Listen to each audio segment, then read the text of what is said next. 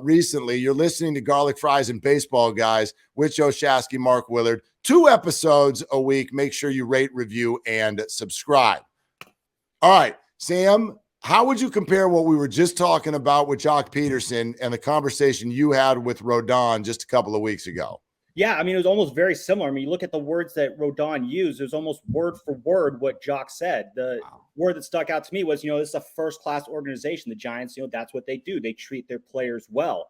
The one difference is Rodon didn't use the "it's been fun to be here for a year" line. So maybe if you want to look at that as a window, as a doorway being open to next year, maybe, but he wasn't as definitive sounding as Joc there in that department. I love that you pointed at that, by the way. Can we read this statement one more time and leave out the comment at the end? It's been nice. I've really had fun.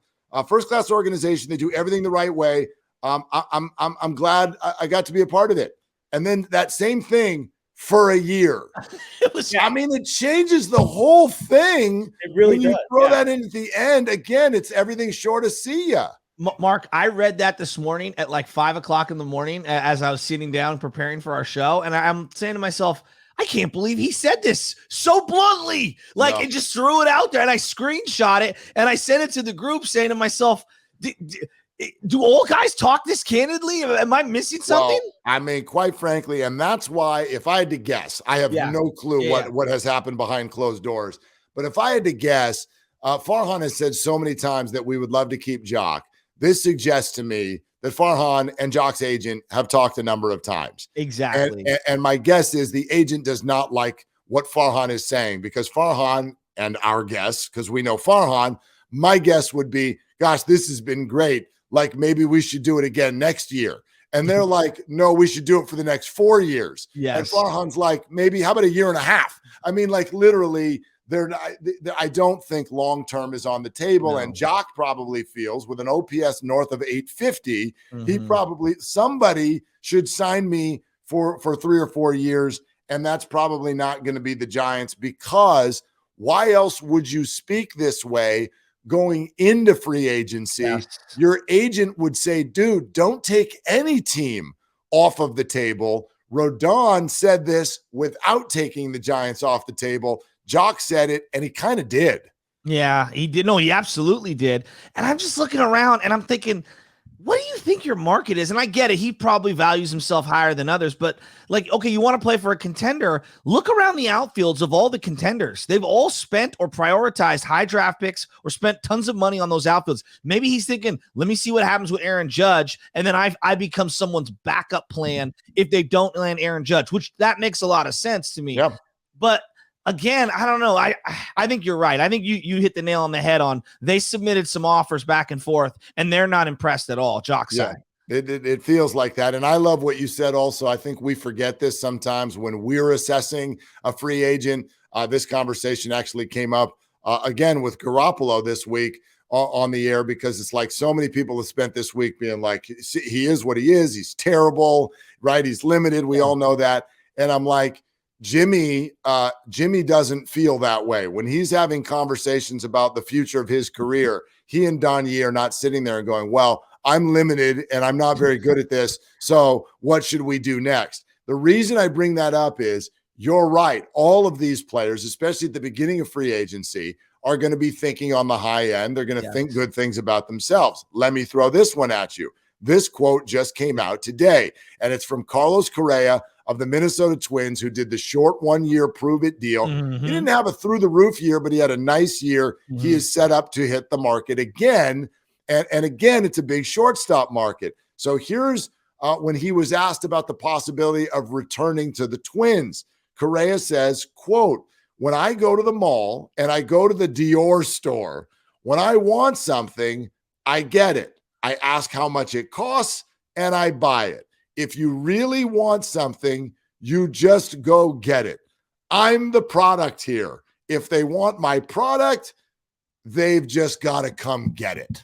I love this. This is the most transparent, transactional player, and this is what I love.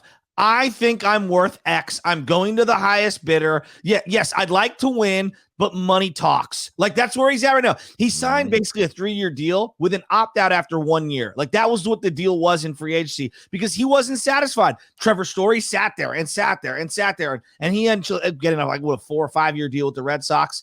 But like, Correa believes he's better, way better than Trevor Story. I think he is a better ball player than Trevor Story, personally. He is. I think also with this shift, with this banning of this shift, someone like Correa is going to be viewed even better because of the range. Now, he's got the back injury and had a history of it, but he's played a lot of games the last couple of years.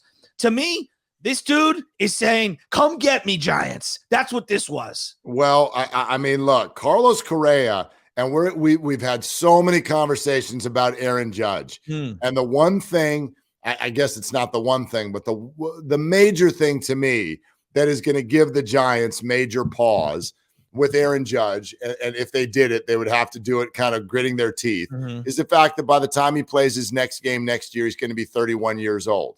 And so it's hard to throw 7 or 8 years at a guy who you know is going to be 39 when the whole thing is over. It may not seem like much, but the fact that Correa is 28, that's a very big 3 years when you're talking about a 6 or a 7 or an 8-year deal. I think the Giants would be much more likely, quite frankly, to say, 7 years with Correa till he's 35 rather than 7 years for Judge until he's 38, because also Judge is going to cost a lot more. Now, he's Judge, and so we're going to – our filter right now is that Judge is way, way better than Carlos Correa, and he is better. But add in the defensive position that you play, add in the age, add in less cost. Like, I've heard no rumors of connecting Correa to the Giants, but I actually think that this one might fit their approach more than an Aaron Judge. Can we agree they're more than one player away? Well, of course they are. Exactly. And look, I would love to have the biggest prize on the market, Aaron Judge. I think most Giants fans would. But sometimes getting multiple players who are slightly less better than the top dude can actually round out the roster significantly more. Like, if you put Carlos Correa and, I'm just hypothetical, go get me a third baseman, or a first baseman or something like that. Now we're talking. Now we're cooking with some oil. Arenado's going to opt out. I think he's a little too old for me. Josh Bell has not been performing. Like, that would be the kind of guy. You get Josh Bell and, let's say, Trey Turner or Carlos Correa.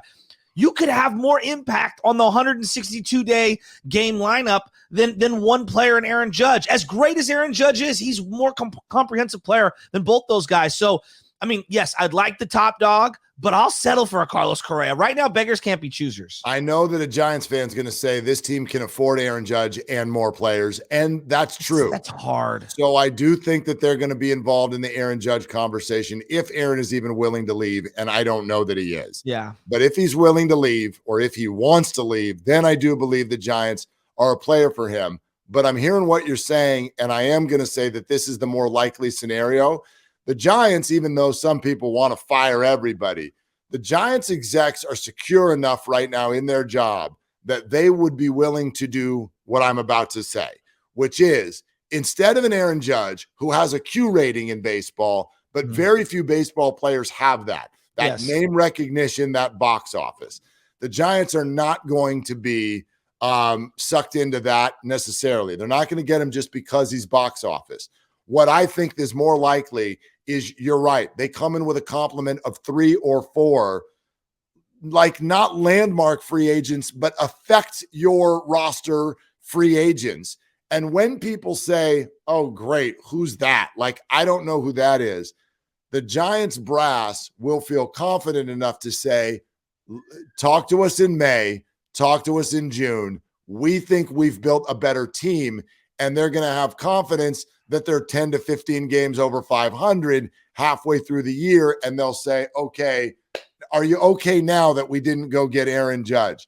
That's risky, but then again, so is getting Aaron Judge, because that doesn't mean you're going to be 10 or 15 games over 500 either. So I just think they're not going to play this for box office. They're going to play this for the standings, and there are multiple ways to do that.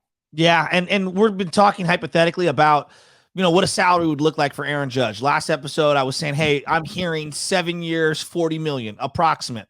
Well, right now there's a couple of disgruntled players now in Southern California who want out. Like that's the word is they want out. Mike Trout, who's under contract for another 7 or 8 years for $35 million a year. Okay. And Shohei Ohtani. Now, we would obviously love to have either one of them. It's going to cost you something. It's going to cost you some everyday players. It's going to cost you something that you have in the farm system. If you strike out in free agency, I fear that they're going to pivot and have to trade away what few assets they do have from the farm to go get a blockbuster type of a move. And I would love it on one end, but I'm really worried about surrendering these prospects because we have waited long now. Now I went through the whole year and we've waited. Now I'm getting kind of optimistic because I'm seeing these guys start to really perform at the lower levels of the minor leagues. Yeah, you got to be careful here. And let's dive into that a little bit.